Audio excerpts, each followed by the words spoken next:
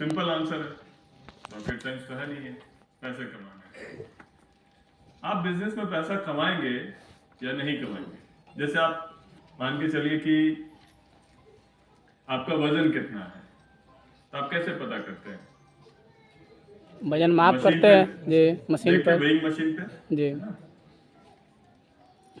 आप मान के चलिए कि आपकी गाड़ी का माइलेज कितना है, उसका भी एक तरीका से निकालते होंगे, कितना किलोमीटर चला, कितना तेल लगा। हर एक चीज का एक तरीका है, एक प्रोसेस है।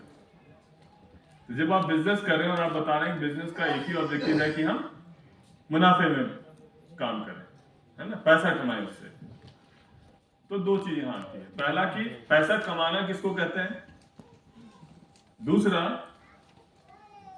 पैसा आप कमा रहे हैं कि नहीं कमा रहे हैं ये कैसे पता चलेगा आपको? क्योंकि जब आप बिजनेस करेंगे तो डेली पैसा आएगा जाएगा। आप मान के चलिए कि दो जगह से सामान खरीदेंगे, दो जगह सामान बेचेंगे। जो आपके साथ कोई और है क्या? मान के चलिए कि पैसा आप कमा रहे हैं कि नहीं कमा रहे हैं, ये कैसे आपको पता चलेगा? बिजनेस में तो डेली पैसा आता है जाता है,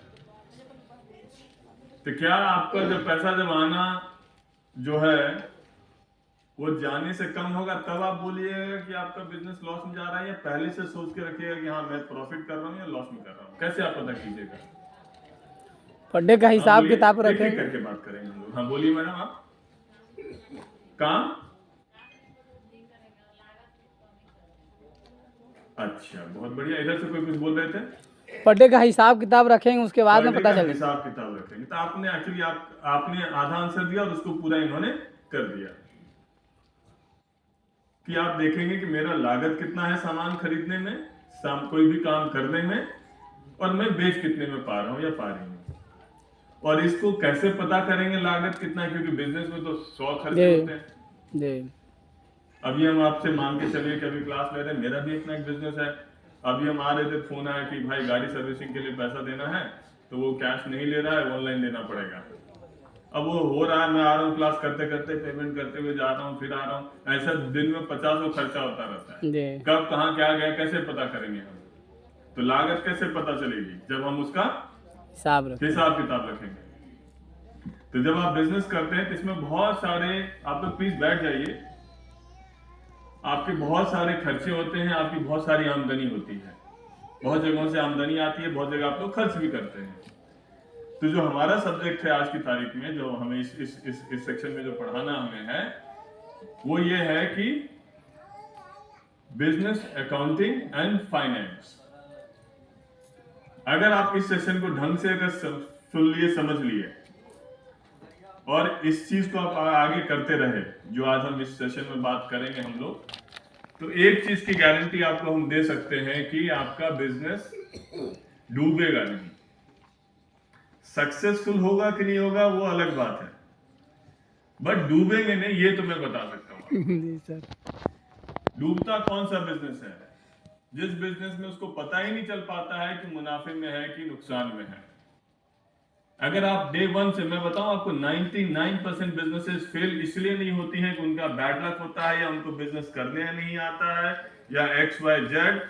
99% बिजनेस फेल होती है क्योंकि उनको खुद नहीं पता होता है कि वो आज जो सामान बेच रहे हैं उसमें कितना रुपए वो कमा रहे हैं। जी हाँ, सर। एक ट्रेडर होता है, उसको ये पता होता है, जिसको हम लोग दलाल कहते हैं। जी जमीन खरीदा 2 लाख में, बेचा 2.5 लाख में। नहीं तो ज्यादातर आदमी नहीं कमा पाता है, मतलब नहीं सक्सेसफुल होता है, तभी जब उसका कोई भी अपना हिसाब किताब नहीं रहता है। तो इस पूरे सेशन को हम लोग 2 पार्ट में डिवाइड करेंगे, फाइनेंस एंड अकाउंट्स। फाइनेंस का मतलब क्या हो गया? फाइनेंस का मतलब हो गया कि जो भी आप व्यापार करने वाले हैं, जो भी आप बिजनेस करने वाले हैं, उस बिजनेस में जो पूंजी लगेगी उसकी पूरी जो लर्निंग है वो फाइनेंस करता है। बिजनेस में 4 स्तंभ हैं। आप कोई भी काम करेंगे ना, जैसे आप किस चीज का काम करने वाले हैं? स्पोर्ट्स शूज का करने वाले हैं। आप आटा चक्की। आप मैडम पीछे, हाँ आप नहीं सुनाई दे रहा है? अच्छा प्लेट, ओके ठीक है। आप पीछे में जो पंखा चला रहे हैं, आप किस चीज का काम करने वाले हैं? Leather belt. यानी करीब करीब सब अलग अलग तरीके का काम सोचे हुए हैं। जी आपने कभी सोचा है कि मैं कितना लेदर बेल्ट बेचूंगा, या आप कितना कप वो बेचेंगे, या आप कितना आटा चक्की, आप पूरे दिन में कितना बोलते हैं आटा या दाल या बेसन कितना पीसेंगे? कैसे आप कैलकुलेट कीजिएगा? वो मुनाफा है क्या आखिर? मुनाफा आखिर है क्या? मुझे मिल सकता है क्या वो एक बोर्ड? मुनाफा आखिर है क्या? सिंपल है, 100 रुपया खर्च किया, 120 रुपए कमाया, 20 रुपए मुनाफा। यही है ना मुनाफा? बट हेडेक क्या होता है कि कैसे पता करेंगे कितने 100 रुपए ही खर्चा है कि 102 रुपए खर्चा है? कैलकुलेट करके।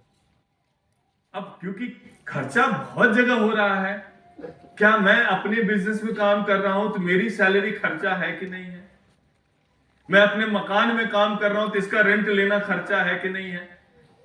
ज्यादातर लोग यही सब कैलकुलेट नहीं करते हैं। भाई आप काम कर रहे हैं ना, तो आपकी जगह किसी और को भी तो आप रख सकते थे ना, तो सैलरी तो जोड़िएगा।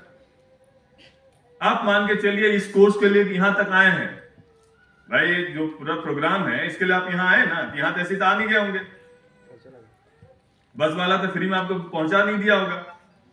अगर आप यहां रह रहे हैं तो उसका खर्चा तो ले रहे होंगे।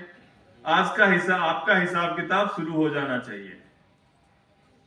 ये सब आपके प्रोजेक्ट का कॉस्ट का हिस्सा है।